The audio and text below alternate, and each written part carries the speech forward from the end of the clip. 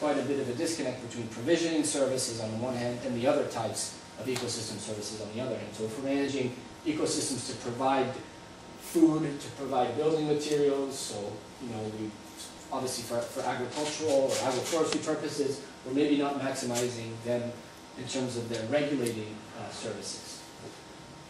They have found, however, that in landscapes that have higher diversity, you do have a higher proportion of regulating services, and those are the services that are largely not captured by markets for the time being. So that, in terms of creating new markets, focusing on regulating services, on water filtration, on nutrient recycling, those types of services, I think that's where markets could be headed.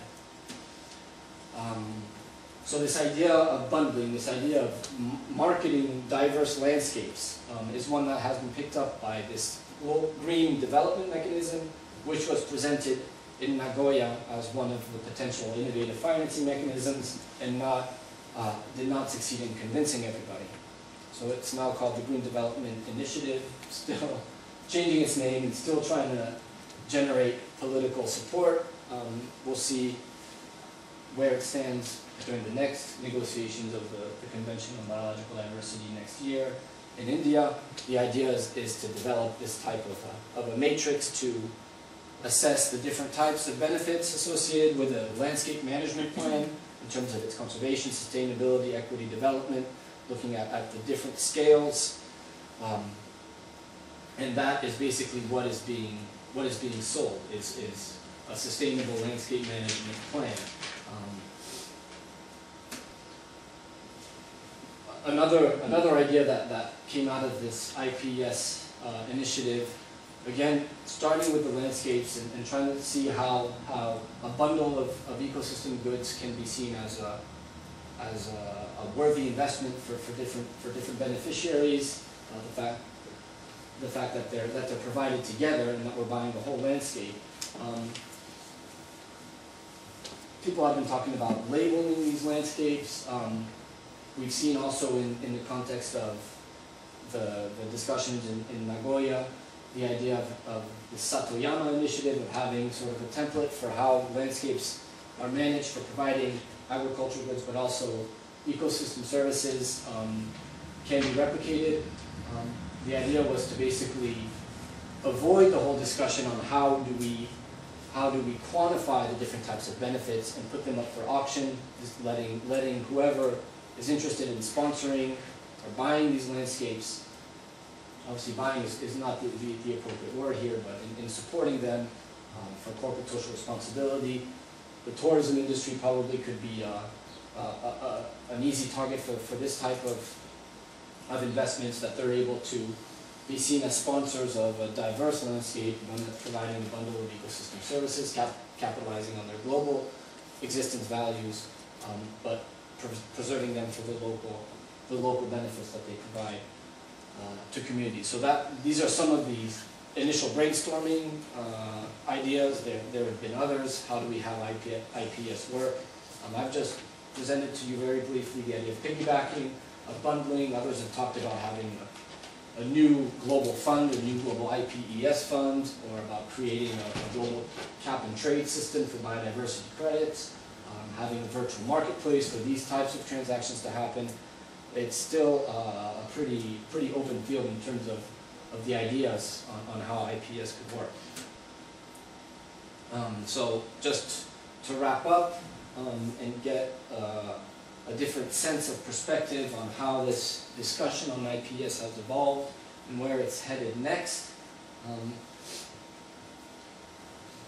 I think when we look towards 2012, the main agenda item is the Rio Earth Summit 20 years afterwards, Rio plus 20, Rio 2012, where this green economy concept, again another concept which is very prominent but not clearly defined, is at the top of the agenda, and a lot of efforts are put into trying to substantiate those discussions, to try and provide some indications of what the green economy looks like. I think that those efforts, such as IPES, that have been around for a long time, although that haven't necessarily led to any concrete projects, any concrete examples. We haven't really succeeded in showing how IPS is a unique form of conservation finance. In a way, RED is the incarnation of IPES, but RED is motivated by carbon. So biodiversity really is opportunistic in its means of capitalizing on carbon markets. But as a mechanism for really providing incentives for the global public good of biodiversity, IPS hasn't really proved successful, I would say, to date. What does it mean looking forward, looking at Rio next year, where green economy is the new catchphrase, is what people are focusing their attention on? It's difficult to anticipate. Basically, as I understand the green economy, it's one step further in mainstreaming environment concerns in society, focusing specifically on the economy, capitalizing on the fact that the economic recession that started with the financial crisis in late 2008 provided an opportunity to think about sustainability, to show how the economy itself is unsustainable and things need to change. So the general rationale for doing payments for ecosystem services, for capturing these values that are outside of the markets, is obviously central to the discussion on the green economy. It's about correcting market externalities, about correcting prices to reflect the full values of ecosystems, but it's going one step further. I think we need to be providing more compelling evidence on how investing in ecosystems really does give you a return in terms of a return on investment, but also job creation. So how these projects, for example, a landscape restoration project that could be motivated by the international carbon market, is actually supporting the economy by providing jobs for people. And so it's these investments in green infrastructure, in restoration, in planting mangroves to conserve coastal communities, to protect coastal communities, how these different types of investments are supporting the economy more broadly.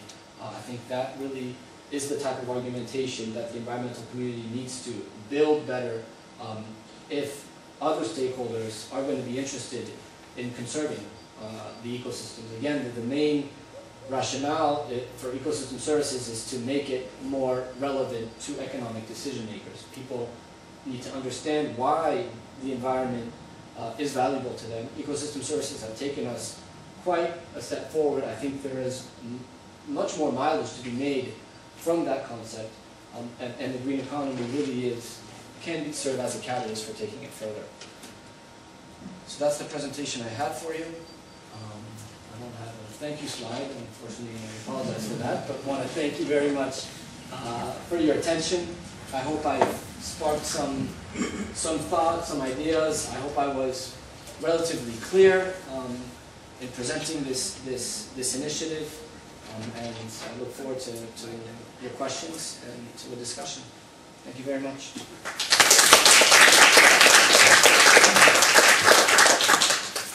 Great, thank you, David, for this very